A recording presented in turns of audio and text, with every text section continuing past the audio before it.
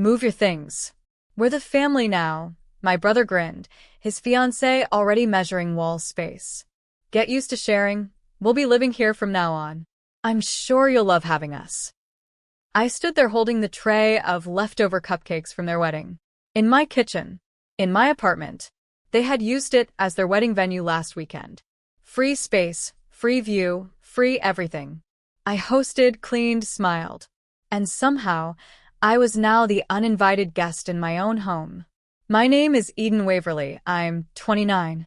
And if you think you know how this ends, stay tuned. Because what happens when politeness becomes the rope they use to choke you? I watched them push past me with boxes. My brother, who hadn't paid a single bill in 5 years. His new wife, acting like she'd won a prize instead of married into debt. They waved at my neighbors like they'd just bought the place. I didn't raise my voice. I didn't argue. I just walked outside and nodded. That was the signal. My lawyer, parked at the curb in a black car, stepped out. He carried a folder. Inside, the lease termination letter, the cease and desist, and a formal trespassing notice. See, what they didn't know was this. I don't just own this apartment. I own the building. The papers were served before they could finish unpacking. My brother's smile cracked.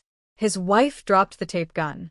He opened his mouth to protest, but the lawyer turned to me and asked, calm and clear, would you like them escorted out now, or in an hour? I didn't blink. Now. And just like that, the wedding gifts weren't the only things getting removed. They were still arguing as the building's private security escorted them to the moving truck, the same truck they thought they'd unpack into my life. My brother kept shouting, you can't be serious. We're family. His wife hissed under her breath, she's bluffing. She's always been dramatic. But the papers weren't a bluff. They were notarized. Filed. Enforceable. I watched from the second-floor window as my building manager pointed them toward the exit. They looked small from up there, like the kind of people who live big in group chats and family barbecues, but shrink when faced with someone who finally stopped flinching. 2 hours later, my mother called. Sweetheart, you didn't have to go that far. You know your brother is going through a lot. I didn't respond right away. She continued, he thought it would be nice to live close. He's newly married. You should be happy for him. He thought he could steal my home, I said softly. That's not closeness. That's entitlement. She exhaled sharply. Don't turn this into a drama. Drama? I bit back a laugh. For years, I had played the easy daughter. The helper. The one who gave in. Paid for Dad's dental surgery. Helped my brother cover rent. Hosted every Easter. Every Christmas. And now, when I finally said no, I was dramatic. But I wasn't mad. No. I was awake. Because sometimes, peace doesn't come with forgiveness. It comes with locked doors and legal signatures. And for the first time, I didn't feel guilty for choosing myself. The group chat lit up that night like fireworks. Sister-in-law. Some people think money makes them better than family.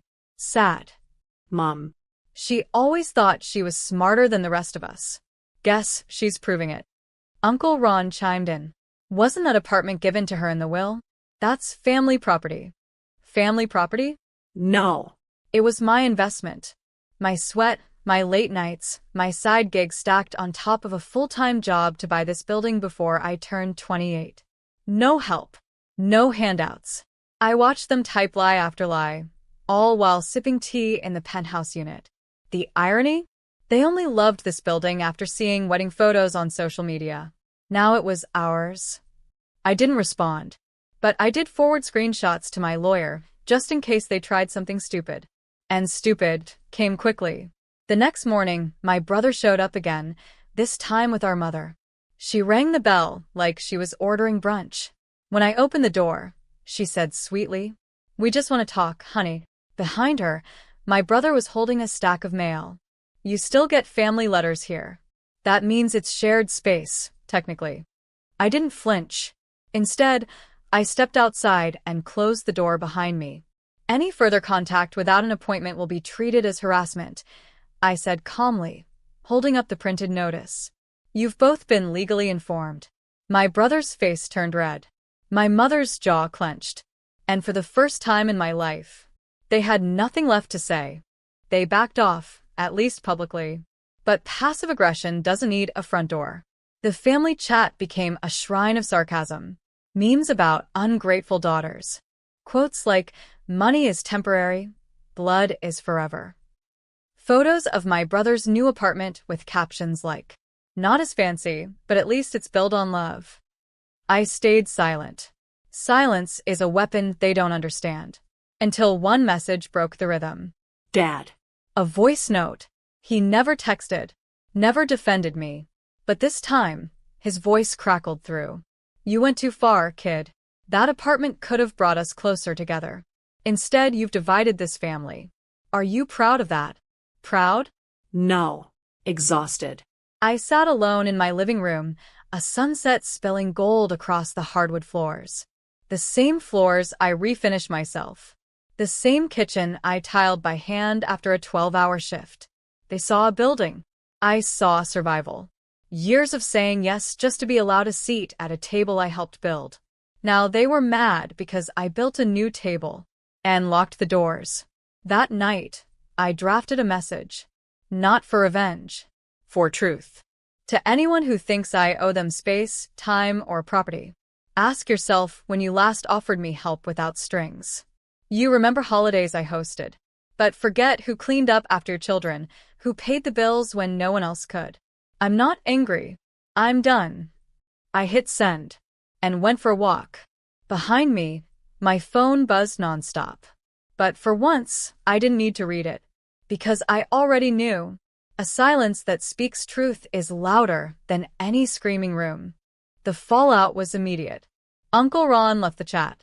My cousin Sarah texted privately. "You're so brave. I wish I could do what you did." But the rest? They did what people always do when control slips away. They rewrote the story. Now I was mentally unstable, ungrateful, even possessed by bitterness. They didn't just want my apartment. They wanted the version of me that would hand it over with a smile and bake a pie after. The version who laughed at being used. That version no longer existed. But I didn't gloat. I got busy. I scheduled an inspection, updated all the building's locks, installed security cameras, motion lights, new signage, legally posted a notice. Private property. Trespassers will be prosecuted. Then I got an email from a reporter. She'd seen my public message making waves in a local community forum. Apparently, other women were commenting. Same thing happened to me. I thought I was crazy until I read this. "You're not alone." The reporter asked for an interview. I hesitated, then said yes. Not for fame. For power. For every daughter who was told, "Give us everything, and if you ask for respect in return, we'll call you selfish." The article dropped on a Friday. Headline. Not ungrateful, just done. How one woman took back her voice and her property. That same day, I got a call from a lawyer I didn't recognize. "Your family's been circulating rumors that you committed fraud to buy the apartment. Want help filing a defamation suit?" I smiled. I'd been silent long enough. Now they were going to learn. A boundary isn't disrespectful. It's the start of self-respect. I didn't sue. Not yet. Because lawsuits give them a stage. And I wasn't offering tickets to my pain anymore. But I did file a cease and desist. Through the very lawyer they mocked years ago, when I said I wanted legal protection for my apartment. Funny how quickly silence becomes credibility. When it's printed on official stationery, the gossip slowed. But one person didn't stop. My brother. He sent a long message. 4 paragraphs. Guilt masquerading as love. "You know I didn't mean to hurt you. I was trying to build something. I thought we could share. You have more than enough. Can't we be family again?" Family. They always dangle that word like a shiny fishing hook. But I was done swallowing barbed bait. I didn't reply. Instead, I sent one sentence to my lawyer. "Please begin drafting the ownership transfer clause reversal." Because here's the twist. Years ago, out of fear and love, I'd added his name to a shared inheritance clause.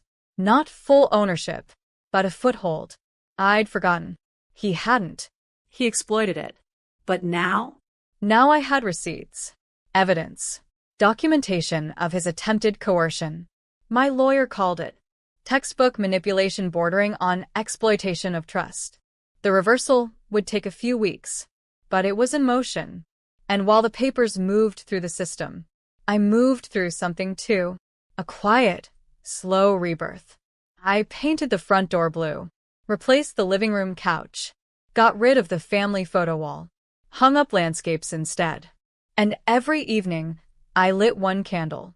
Same time. Same spot. Not for them. For me. Because healing isn't loud. It's ritual, repetition, and reclaiming space one peaceful inch at a time. 3 weeks later, I received the envelope. Thin. White. Quietly powerful. Inside it, the final approval. The reversal clause had been accepted. His name? Removed. Permanently. No more loopholes. No more visits. No more pretending shared blood means shared ownership. I placed the document on my kitchen table, then made myself a coffee like it was any other Tuesday. Because that's what healing feels like when you've earned it. Normal. Quiet. Complete. I didn't call anyone. I didn't announce it online. But my brother knew. Because he showed up that evening. No moving truck. No suit. Just him. And a bouquet of cheap flowers, already wilting. He stood at the edge of the driveway, unsure. "Can we talk?" he asked, eyes darting toward the front door. I stepped outside. Closed the door behind me. Again. "This place means a lot to me," he said. "It's where we had holidays. It's where Dad." His voice cracked like a cracked vinyl record, nostalgia warped by damage. "You tried to steal it," I said softly. "Not once." Repeatedly. He looked down. I was desperate. "Things aren't great at home." "I'm not your emergency exit," I replied. "And I'm definitely not your backup plan." He took a step closer. I didn't move. Because this time, I wasn't going to shrink just to avoid his guilt. He offered the flowers. I didn't take them. Instead, I opened the mailbox beside us and placed them inside. "Next time, write a letter," I said. "If I feel like reading it, I will." Then I walked back inside, locked the door behind me, and lit my candle. Because peace isn't always loud. Sometimes it sounds like a door clicking shut and staying that way. The next morning, I opened the blinds and let the light flood the apartment. My apartment. Every inch of it was earned, not just through documents and lawyers, but through boundaries no one thought I'd ever enforce. I stood in the living room where he'd once rolled in that oversized suitcase like he owned the place. Now it was quiet. Still. Mine. I watered the plant near the window, the one Mom gave me years ago, and forgot she had. It had survived 3 repottings, 2 droughts, and 1 near-death winter. Somehow it still bloomed. Kind of like me. Later that afternoon, I passed by the mailbox and noticed the flowers were gone. But a note had replaced them. "I'm sorry. You were right. I was wrong." J. No excuses. No manipulation. Just 6 words. Enough? No. But a beginning. I didn't reply. Because closure doesn't always mean reopening the conversation. Sometimes it's choosing peace over performance. Dignity over drama. That night, I sat on the balcony, watching the city breathe beneath me. My neighbor's wind chimes swayed like it always did, soft and irregular. I never noticed how peaceful it sounded before. For years, I was the family's doormat in heels, smiling, bending, accommodating. But now? Now I live in a home with locks I trust, walls I own, and silence that doesn't hurt. My story isn't revenge. It's reclamation. Not because I shut them out, but because I finally let myself in. The last door they slammed was the first door I truly closed. And that's where healing began.